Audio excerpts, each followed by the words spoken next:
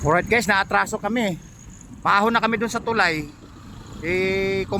Overloading kami. Di ko alam na adjustin pala yung kadena. Ayun o. Kaya para siyang pre-wheel, yung tumutuloy-tuloy na ganun, kumakarugkog. Kinuha yung gamit dun sa baba. Bumaba sandali kasi. Nilakad lang kasi malapit lang. Nung pag-ahon ko nga ng tulay dyan, sa unahan na yan, banda na yan, may tulay po yan sa may kanto ng barangay. Tapos kinuha yung gamit para i-adjust to. Kasi guys, pag na-adjust na tong konti, okay na. Dire-diretso na yung takbo. Kasi pag alanganin kasi yung medyo paahon, lalo pag may lubak, palitin na kasi yung ipin. Kaya medyo maluwag na siya. Pagka-adjuster na siya, hindi na paglalaw, pag loading na ganyan, overload, hirap siyang umikot. Alright, kinuha yung gamit sa baba hinihintay lang natin kasi babiyahe na nga kami. Ayun o, babiyahe na sana kami, nasiraan pa.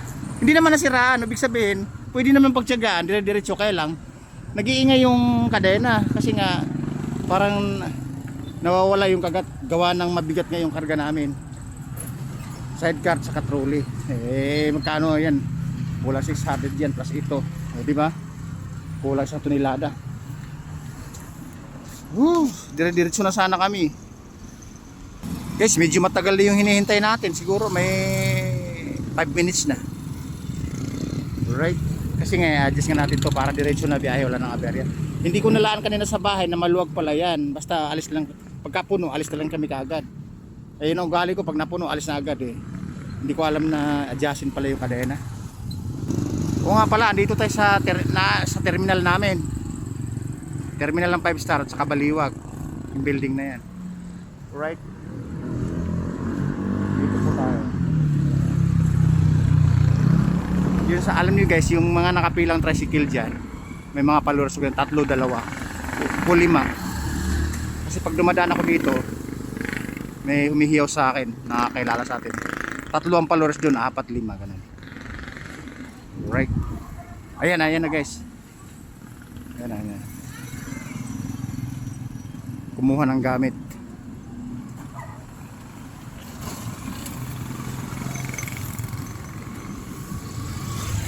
Adjust. Madali, ayun lang, luwagan mo sa tapos madali lang dito. Hindi naman kailangan angat yan. Kusang susunod yan pagka niluwagan mo na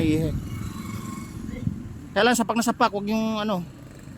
Ay, maluwag pala Kaya siguro hindi pa nahigpitan. Nako po. Ano pala? I-adjust mo na paabante doon yung ano, ito yung lock dito para mahatak. Kaya siguro hinatak, lumuwag no. Yun o. Iba kasi guys, pagka nag-adjust ng kanina, obligado ihangat pa yung center stand. Hindi na totoo yun. Nakikita niyo naman, mabigat na mabigat, nakababa pa siya habang ina-adjust. Kasi guys, ang importante doon, maluwag yung